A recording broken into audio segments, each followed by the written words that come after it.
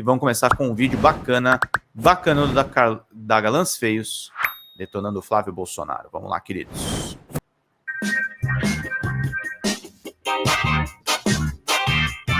A gente tem aqui outro irmão, o Flávio Bolsonaro, que perdeu as estribeiras e, do nada, escreveu um tweet que vai contra o que o irmão tem pedido há semanas. E logo depois ele percebeu a merda que fez e apagou o tweet. Só que o print é eterno. Sempre, né? O Flávio Bolsonaro pediu aqui, ó, que o Trump suspenda o tarifaço. Suspenda o tarifaço. Ele pediu e depois apagou. Após a repercussão negativa da fala, o senador Flávio Bolsonaro acabou apagando postagem que pedia para Trump suspender tarifaço. Ou seja, nem a família Bolsonaro está ali no processo todo. Eles não combinam, não sabem o que cada um tem que falar. Eles estão perdidos mesmo, né?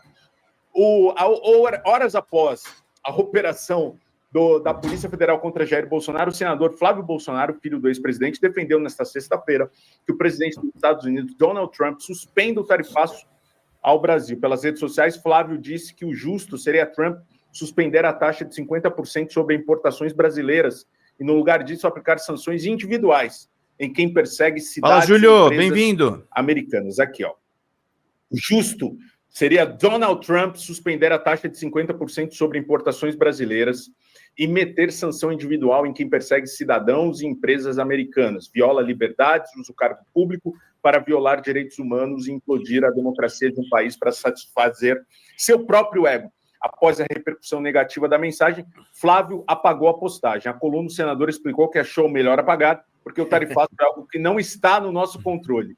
É o tipo de coisa que não está no nosso controle. O Trump faz o que está na cabeça dele. Achei melhor tirar. Né? O Bolsonaro foi alvo de mandado de busca e apreensão e de medidas restritivas, como o uso da tornozeleira eletrônica hoje de manhã. Elas foram autorizadas pelo ministro Xanda, falei da Preta Gil já, então, tá? Vamos vocês percebem que eles não estão na mesma página, né? Nem os próprios Bolsonaros. Né? Porque o lema do Bolsonaro, Brasil acima de tudo, não, é Bolsonaro acima de tudo. Bolsonaro acima de tudo. Né? Não tem essa de Brasil acima de todos. Eles estão legislando por causa própria só, né, Calejão? E aí é engraçado ver isso, né? Como a própria família Bolsonaro não está na mesma página, não consegue combinar algo que seria tão simples assim, né? E o Flávio entrou nessa e depois se arrependeu, né? Ô, Bezzi, cara, é uma posição muito difícil. Eu estava trocando ideia hoje, no ar, por isso que eu vou falar, com o Pedro Barciela, e ele roda muita análise de rede, o caraca, ele disse, olha, esse é de longe o pior momento do bolsonarismo, desde a ascensão do bolsonarismo, e o melhor momento para o governo federal, pelo menos nas redes, que a gente sabe que tem muito bot, tem muito não sei o quê, mas é um reflexo de como a sociedade está organizada sociopoliticamente, o que está em voga no debate público. E é o melhor momento, desde o governo Lula, desde que o Lula ganhou a eleição em 22. Cara, é muito difícil, porque, veja, todos os aspectos que você eventualmente avaliar, se você pegar, por exemplo, do regimento interno da Câmara Federal, eu estava conversando hoje com o Davi Tangerino, um baita jurista, acho que ele é formulador de doutrina, é jurista, inclusive, e ele começou a falar dele dizendo isso. O terceiro artigo, o primeiro ponto do terceiro artigo do regimento interno da Câmara te dá conta de que um parlamentar eleito tem que promover a defesa do interesse público e da soberania nacional. Isso não é uma questão atrelada a um partido ou a uma determinada ideologia. Não tem nada a ver. É obrigação nada de todos. Mano. Lógico. Como é que você pode argumentar que eu estou à direita no espectro político ideológico, então eu vou defender que uma nação estrangeira promova um ato de agressão com armas nucleares contra o Brasil, contra o negócio brasileiro, contra a economia nacional, contra o comércio?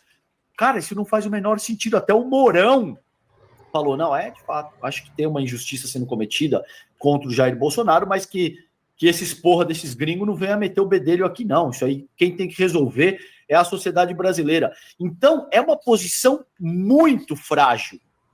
É uma argumentação muito difícil de sustentar perante a sociedade brasileira, por isso que está esse clima de barata voa.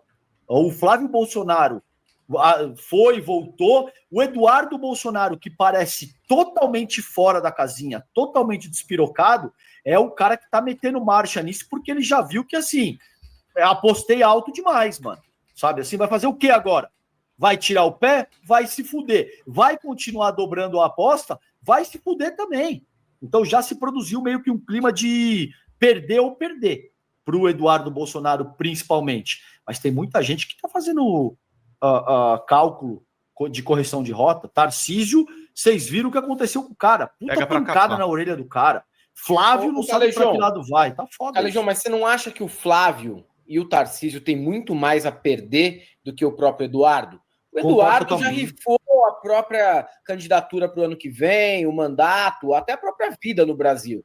Para ele é uma questão de vida ou morte. O Flávio ainda tinha um cálculo político, é um sujeito mais pragmático. O Tarcísio quer acender uma vela para defuntos diferentes. Ao mesmo tempo, ele não pode se queimar com a base eleitoral, parecendo que ele é moderado e que ele é favorável ao que o STF decide, mas ao mesmo tempo ele também não pode se queimar com a família Bolsonaro.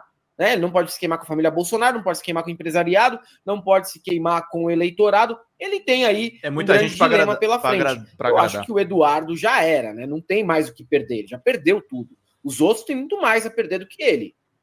Concordo totalmente. Bez, o que você acha? Eu concordo totalmente com isso aí. Me parece que sim.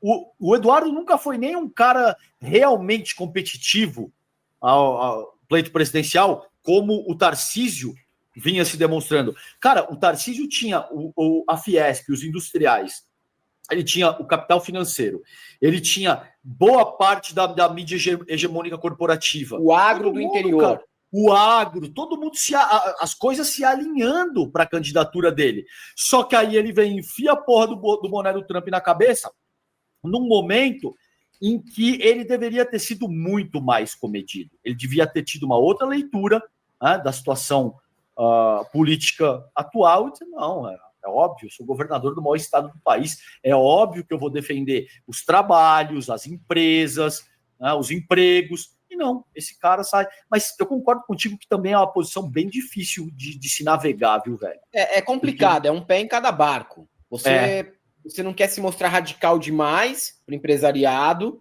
mas você também não quer se mostrar frouxo demais para o eleitorado e para a família que financiou a sua carreira política.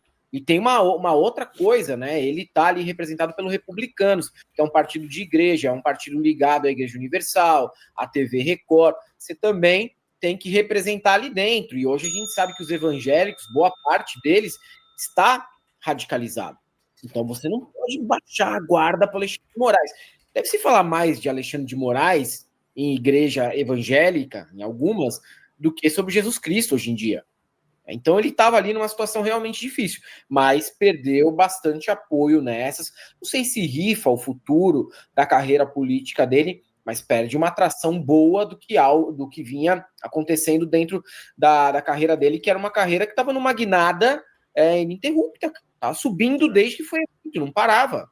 Fala pessoal da Folha Democrata, aqui é Pedro Zambarda, editor do canal, falar um pouquinho a respeito da necessidade de vocês financiarem a Folha Democrata, gente. A Folha Democrata é financiada através de um Pix chamado Folha Democrata, é o endereço do Pix, né? folhademocrata@gmail.com. Nós precisamos do nosso jornalismo financiado por vocês que são do nosso público, porque nós passamos vários perrengues aqui com o YouTube, vocês sabem muito bem. E mesmo assim, graças a essa comunidade muito unida, a gente conseguiu fazer lives históricas, acompanhar praticamente ao vivo a campanha do Guilherme Boulos, trazer informações exclusivas a respeito de Gustavo Gayer, de Olavo de Carvalho, de todos os bolsonaristas, combater as fake news e tudo o que a gente acompanha. Por R$80 no nosso Pix, você ganha um curso de roteiro para série, o que é muito importante se você é artista, roteirista, se você lida com